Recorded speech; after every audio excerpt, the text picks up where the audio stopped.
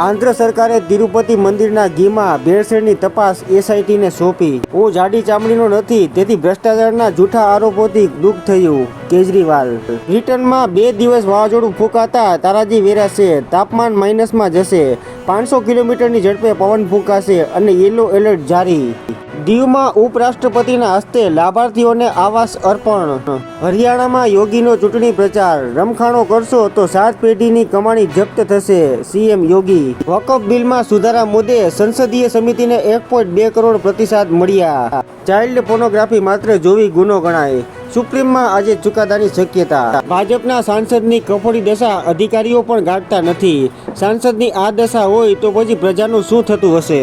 હીરા મંડી hit થતા કરણ જોહર પણ big budget web series બનાવશે.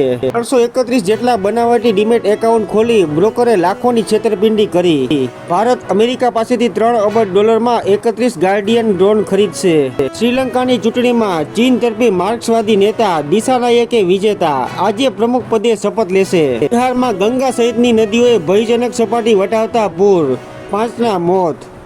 ગુજરાતમાં ડેન્ગ્યુના રોજના સરેરાશ 265 અને મલેરિયાના 215 કેસ.